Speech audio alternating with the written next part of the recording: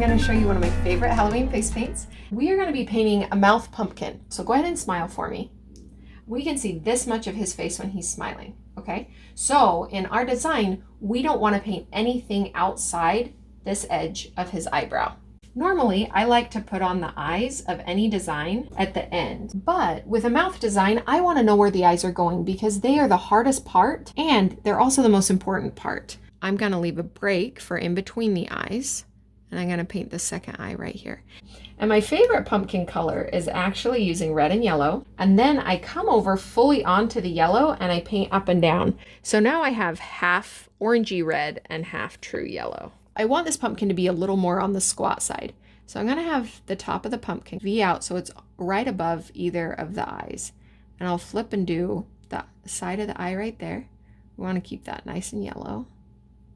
And then we're gonna bring that down. And then here we've got one big teardrop. Pull out and down, and we're gonna grab just the edge of that eye. We're going to come all the way around, but we want to tuck up just the little tiniest bit so that this looks like a pumpkin. So we're going to come out, hit the edge of that eye, down, and then cut up. Circle around the eye, and then we're just looking to get it orange. You see this empty spot right here? You won't see that, but once he's finished and he starts talking and stuff, that will signal fire. It will show. So by having him put their tongue down there, it just gives you a really easy way to clean that up and make sure that it's good to go. We're gonna do one more bump. We're down just a little bit.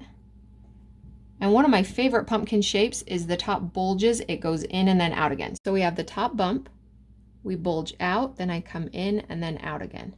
So I've loaded brown. I'm gonna come back through and I'm gonna load on the green after. And I'm just gonna give us this nice stem that comes in, and then it's gonna branch back out. And you can see, I don't even know what color you would call that. So I've got a black and white split. I'm just kind of smearing and making a gray over here. And by making that gray, I now have a gray load. But if I go and I pretend like I'm not loaded and I reload on my black and white boundary, now I have a black and gray load. So we need to do a bowling pin. So a bowling pin has a top, has a skinny neck, and then it has a big bottom. A sharp wing that then comes out to this tail. We're gonna just make this eyebrow the tail there, and we're gonna thin that out. Perfect. Okay. Then we want a really mean beak. We want it to be big, and then we want it to be sharp.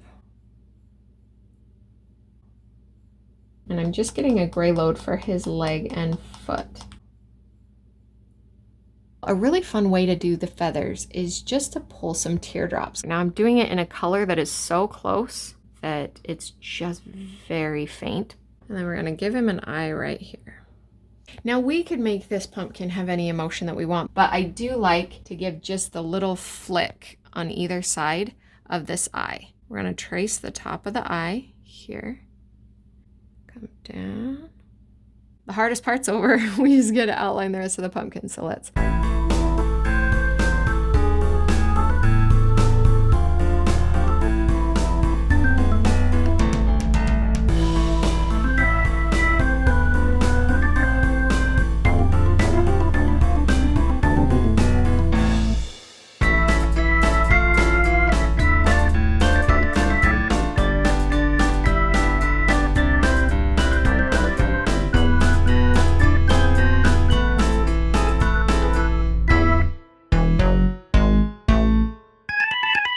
Pumpkins never float. They're always on top of something. And so we're gonna just flick in a few little beard hairs, if you want to think of them as that. But just a little something for that pumpkin to sit on, and we can even put a couple up on top of our pumpkin. And that just gives it a place to be. Awesome.